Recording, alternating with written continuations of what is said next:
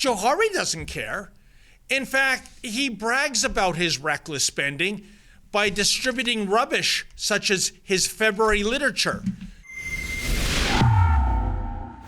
Hey folks, do you want to know how brutally tone-deaf and out of touch the Justin Trudeau Liberals are when it comes to taxing and spending, aka wasting our hard-earned money in this day and age of Doge? Look no further than the literature that plopped in my mailbox the other day from Richmond Hill MP Majid Johari. Wow, is this guy so behind the times? For starters, did you know that he's a supporter of the brutal Iranian regime? That very same regime that massacred 85 Canadian citizens and permanent residents in 2020 when the Islamic Revolutionary Guard Corps shot down a Ukrainian passenger jet? And I would wager that the mullahs in Tehran are living on borrowed time now that Donald Trump is once again back in the White House. But apparently Johari wants to go down with the ship, and in that regard, good riddance. Speaking of U.S. politics, so many people in our great Dominion are clamoring for a Canadian version of Doge to derail the assorted gravy trains that continue to be fueled by our tax dollars.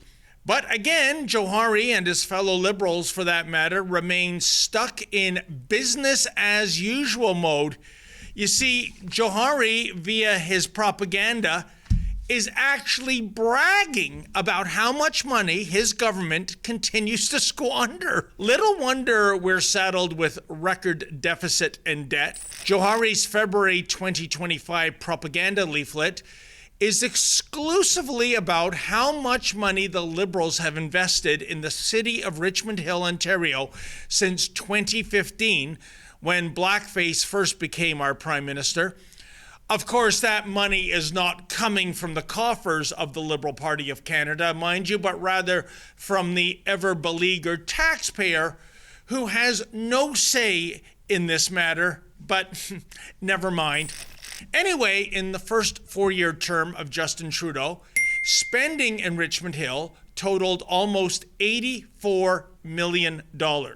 Then, during Blackface's second term, spending ballooned to more than $87 million in just 2 years. And since 2021, the spending in Richmond Hill alone has further soared to almost $103 million. You know, Johari and company, they remind me of local Toronto jeweler Russell Oliver. I'll bet you think that I'm Russell Oliver. But when you see me in my store, I'm Cashman! I'll turn any gold, even broken or scrap jewelry, into cash. Oh, yeah. I'll turn Cartier, Rolex, and Patek watches into cash. Oh, yeah. I'll turn any jewelry into lots of cash. Oh, yeah. Lots and lots of cash. You know, folks, I really like Russell Oliver because, A, I really dig cheesy TV ads, and Russell's commercials are cheesier than a bucket full of Bulgarian feta. And B, the cash man is tossing his own cash around, not ours. But I digress. Anyway, Richmond Hill is but one single riding out of the 153 ridings that the Liberals currently occupy. And I'm certain drunken sailor spending is de rigueur in all those other ridings as well. Kind of gives a new meaning to the term Red Riding Hood, doesn't it? I was originally going to reach out to our FOI guy in Ottawa to find out where all this do-re-mi is going in Richmond Hill. But there's no need for that because Johari proudly points out where this fabulous moolah is going in the pages of his very own leaflet. Let me cherry pick some highlights, or is it lowlights? For starters, how about $1.3 million to prop up the Canada Book Fund and Periodical Fund? Sorry, if publishers can't make a go of it, why are they getting corporate welfare? Surely not because the unspoken quid pro quo reason is that these publishers will ensure very nice things get written about the Liberals, given that they are now their sugar daddies. Sugar daddies propping up a sunset industry. That's the carrot, by the way. The stick is being censored, like how my boss, Ezra Levent, was fined $3,000 by Elections Canada for daring to publish his Libranos book, which did not depict His Grace, Justin Trudeau, in a flattering way during an election year. Democracy. Moving on, here's another line item Johari boasts about. $4.5 million was given to the Athlete Assistance Program and Sport Support Program. This is to provide financial support to national sports organizations that govern sports ranging from rugby to table tennis. The rugby handout is really an interesting choice, isn't it? That's because the likes of Rugby Canada and Rugby Ontario continue to violate the rules of the sport's international governing body, World Rugby, which is to say that back in 2020, World Rugby took a stance against transanity by declaring that men cannot play against women in that sport. Then we have $165,000 going towards multiculturalism funding, plus a whopping $18.6 million under the settlement program to help newcomers settle in Canada. What's with this compulsion of the Liberals to further throw money at official state-sanctioned multiculturalism, especially given the dismal return on investment? Indeed, thanks to the pro-Hamas thugs taking to the streets every weekend, we have seen during the course of the past 16 months that state-promoted multiculturalism might have looked good on paper, like the 1971 Ford Pinto did, but in reality, it's been an unmitigated disaster. Indeed, the unspoken deal behind multiculturalism was simply this: you can come from anywhere in the world to our great dominion, and you can pursue the Canadian dream and take advantage of all our social programs, and in return, here's what we expect from you, the migrant: that you be on your best behavior, that you obey the law, that you do not import age-old hatred into the true north strong and free. But since October 7th, 2023, we have witnessed gangs of savages chanting for the genocide of the Jewish people as the police, the politicians, and even the courts look the other way. But for Johari and his ilk, the solution to this odious reality is toss even more money at this boondoggle.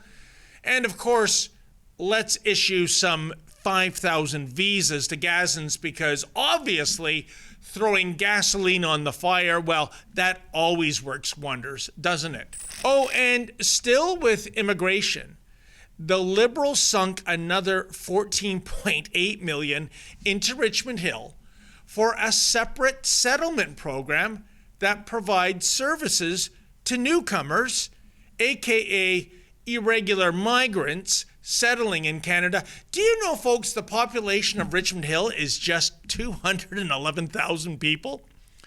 But because Richmond Hill is a viper's nest of racism, you see, you can't drive anywhere on the hill without happening upon a burning cross. Well, thank God the Liberals sunk another $383,000 into various anti-racism programs. This is to, quote, address barriers to justice and support multicultural, inclusive community events. Now, what is a multicultural, inclusive community event, you ask? Hey, stop asking impolite questions as the Liberals work diligently to tax and spend on your behalf. Oh, and here's another clunker. $730,000 was doled out under the Incentives for Zero Emissions Vehicles program. This is money slated for dealerships to increase the adoption of zero-emission vehicles across Richmond Hill. Seriously, the Libs are giving car dealers money to promote EVs, vehicles that the vast majority of car buyers either do not want or cannot afford? Brilliant. But that dealership incentive program is chump change when it comes to the EV file. That's because the Liberals also handed out $76 million to York Region, which is where Richmond Hill is situated. That $76 million is to build an electric bus fleet. It's all about chasing that mirage, otherwise known as achieving net zero by 2050. Good luck with that. Finally, let's not forget $2.6 million that went to Richmond Hill under the Canada Summer Jobs Program. Hey, I'm all for giving a helping hand for youth seeking work in the good old summertime. It's just that under the Liberals, they have politicized and poisoned this program, which is to say if a group is pro-life, that group will be disqualified from receiving funding. Oh, sure, the Liberals proclaim that diversity is our strength. As for a diversity of opinions, no. Then the Liberals' motto morphs into group thought is our strength. In the final analysis, folks, you have to wonder what kind of wacky tobacco Majid Johari is smoking these days. Many businesses in Richmond Hill have been devastated going back to the dark days of COVID. I have personally seen businesses that had been around for decades, which are now shuttered. As well, too many people remain unemployed, and a record number of families are now relying on food banks. But Johari doesn't care. In fact, he brags about his reckless spending by distributing rubbish such as his February literature. He wants to be applauded for squandering taxpayer dollars on pet projects that have less to do with a return on investment and a whole lot more to do with virtue signaling. People I hobnob with in Richmond Hill would love to see a Doge come into effect, but Johari refuses to get off the gravy train. He's just having way too much fun spending other people's money. Oh, and one last point when it comes to tax dollars being flushed down the toilet. I don't even live in the riding of Richmond Hill. I live in the riding next door, Aurora Oak Ridges, Richmond Hill, which means I can't even vote for Johari even if I wanted to. So why am I getting this putrid propaganda in the first place? After all, such a mail drop costs thousands of dollars, but Majid Johari can't even be bothered to properly target his propaganda leaflets. But then again, the money for this mail drop is not coming out of Johari's pocket, so he simply does not give a tinker's damn. And that, my friends, tells you everything you need to know about Mr. Johari and his fellow tax and spend Liberals. Well, folks, clearly our federal government is not getting the memo. People want cutbacks on spending, not increases. Please go to our new website, exposethewaste.com. That's exposethewaste.com. Sign the petition. Tell those in charge we need a Doge of our own in Canada. And if you're able to, kindly make a donation so that Rebel News, that gets zero money from the federal government, can bring you the other side of the story.